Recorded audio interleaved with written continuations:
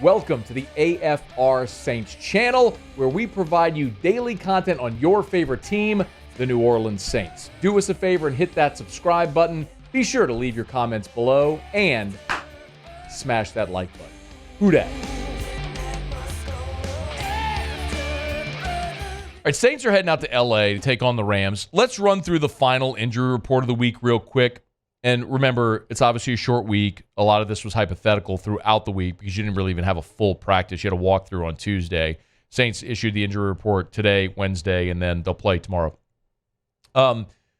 One starter is out, and that's Ryan Ramczyk. He did not practice this week. Ramczyk did not play on Sunday against the Giants, and he'll be out for the second consecutive game with the knee injury. So Ramczyk did not practice all week. He is out against the Rams.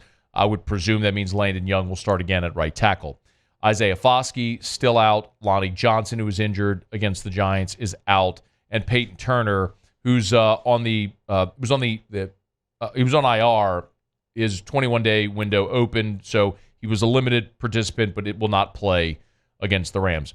The good news for the Saints is that Chris Olave was a full participant, and he will play against the Rams. And of the two, like we discussed with Ryan Ramczyk and with Chris Olave, really feel like Olave is the one you wanted to get back this week. You're going to have to score. You need your playmakers out there. I don't think this is going to be a game where you're settling in the low teens or 20s, upper teens, low 20s. It feels like you're going to have to get out there and score because we've seen the Rams offense get going and scoring in the 30s. I mean, they scored 31 in a loss to the Ravens. That's a really good Ravens defense. So you're going to have to really get rolling. So having Olave back this week is important. Now, Derek Carr was asked about, this is number 5, Alondra, about the game against the Giants where the offensive line played really well. That's a good Giants front with guys like Kayvon Thibodeau, and they're really active, and they certainly had an awesome day on Monday Night Football the previous week against Green Bay. But, no Ryan Ramczyk, and this is a maligned offensive line that had a really good day, allowed just 1 sack and 2 TFLs against the Giants. Here was Derek Carr on the line playing that well without Ramczyk. Yeah, it says a lot about the offensive line, the players. It says a lot about the coaches. And just their willingness to not quit even though one of our key guys is out. Their mentality to say that it's next man up, and we've had that happen a couple times, and guys have stepped up all year long, and they're doing a fantastic job, and was really proud of them. This last game, obviously, as a quarterback, that's your favorite thing in the world, and they got a great challenge again this week, and I think they're excited about. But yeah, I think a lot of credit goes to the players and their mentality, and a lot of credit goes to the coaches and making sure everybody's ready. The only injury report of note here for the Rams, their defensive back Trey Tomlinson is out with a hamstring injury, and then their offensive lineman Joe Noteboom with a foot injury is officially listed as questionable. He did not practice all week, so he'll be a game-time decision. We'll find out his status before the game. But Rob Havenstein was a full participant. He's good to go. He was listed with a groin injury. Akello Weatherspoon, a full participant with a groin injury. Tutu Atwell was in concussion protocol, but he's been full all week. And then Ronnie Rivers is coming back from IR. So that's your injury report. We'll go deep dive into a prediction and all on Thursday, but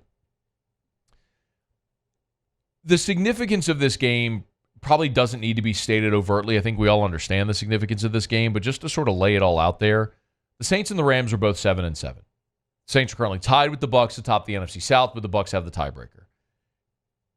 You have got to win this game to keep pace in your division.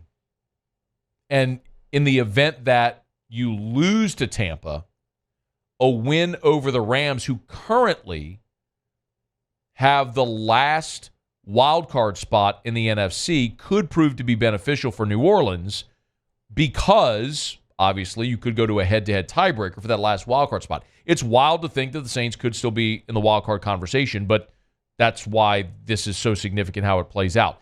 And when you look at Tampa, Tampa has Jacksonville this week at home. So both the Saints and Tampa have their toughest remaining game this week. The Saints are at the Rams, and and Tampa's at home against Jacksonville. Next week, of course, the Saints and the Bucs play in Tampa, and then Tampa gets Carolina on the road, but in Week 18, while the Saints host the Falcons. I would assume both teams would win in Week 18. They're going to play head-to-head in Week 17, and we'll see how it goes this week. But the Saints could build themselves a lead in the division this week if they go on the road and win on Thursday Night Football. And if not, then you just literally have to. Then it becomes a must-win the final 2 weeks. You've got to beat Tampa and Atlanta if you don't win this game on Thursday. But Dennis Allen was asked about this team, despite all their struggles, still being in playoff contention. Our focus all along has really been kind of stick to our process. We know that we haven't always played as well as I think we're capable of playing, but our guys keep coming to work every day. We're working extremely hard, and we're trying to address issues and fix issues. And I think we've addressed a few and corrected a few over the last couple of weeks. But like I said last night, look, you're only as good as your last performance. And so we put the last 2 weeks behind us, and our focus is totally on the Rams right now. Saints at Rams. The Rams remain a 4-point home favorite right now against the Saints, which is honestly a little surprising. That line isn't wider, considering the Saints on a short week have to travel to the West Coast.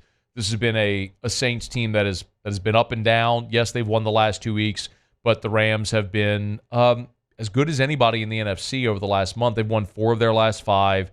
They beat Seattle. They won at Arizona. They blew out Cleveland. They lost a game to Baltimore in overtime, 37-31, and then beat Washington this week, where they were way up, and Washington rallied late to make it look better than it was, but that was not a close game by any stretch. So a little surprised to see the line this short at just 4, but Saints on the road against the Rams. Give you a full preview and prediction on Thursday. Hey, thanks so much for watching. Please leave your comments. I love to interact, and be sure to hit the red subscribe button below.